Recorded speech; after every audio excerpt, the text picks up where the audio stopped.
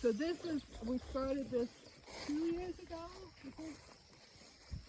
It might have been 3 years ago now. But we started it, this is what used to be the nursery in here. So we got rootstock for all of these. This is fruit tree. There's 400 different fruit trees in here. And then there's chestnuts and hazelnuts too in the lower part. And then there's 2,500 strawberries and probably 200 berry bushes. Just part. Let's just start up here. I'll kind of show you.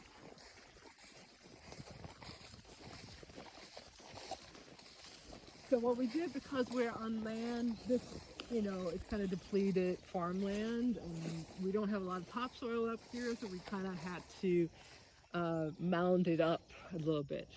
So what we came in with a bulldozer and had it sort of mounted up. So we scraped the walkways and took about 6 inches of the topsoil, scraped it in to make these mounts. And so this acts then the walkways or the pathways here as swale, so it catches the water, so it doesn't just roll down the hill, and it stops it, and then the water will seep in and go underneath these mounts then, so the water will be there for the plants when it gets droughty.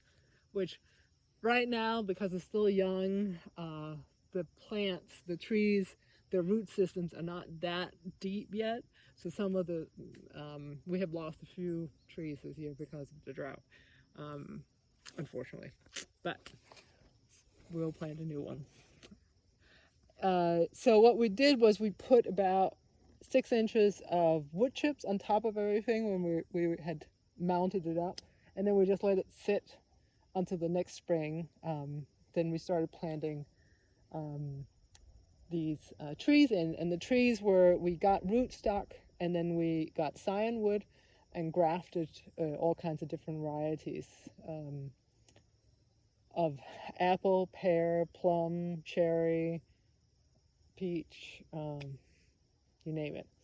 And some things, we'd never done any of this before, so the first year we didn't have that much success. We got about 70% of the apples that took the grafting, and not so many of the pears. The next year all of our pears took, and so on. So we've gotten better. The cherries are still difficult to get to graft, and the peach I'm still not working out for me. But how does the grafting work then? So basically you get a little twig from the tree, the variety you want, and so let's look at what this one is. So it's labeled here. So this is a red Gravsten. So Gravsten is actually a Danish variety. It's Danish called Gråsten.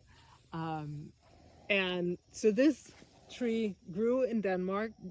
Probably this is about a 300 or 400-year-old tree that we have kept alive by cutting the top. It has to be new growth. So in the middle of the winter, you'll come out and you'll clip when it's dormant the top here, which was this year's grow, and then in the spring you'll keep it then refrigerated. In the spring you can then graft it on. I'll show you. You can't see it on this, but what you do is it's basically you cut the two things in the rootstock and the graft or the scion wood, and you graft it together, and you put a little bit of tape around it, and then it heals over if you're successful, and then it will start growing. And so this whole upper part is the variety, and then down here is the rootstock.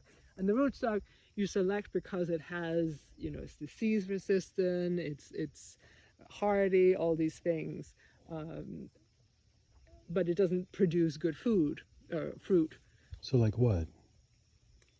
What would you choose? Oh, this is the Geneva. So the Geneva is a rootstock that has been created here in New York State.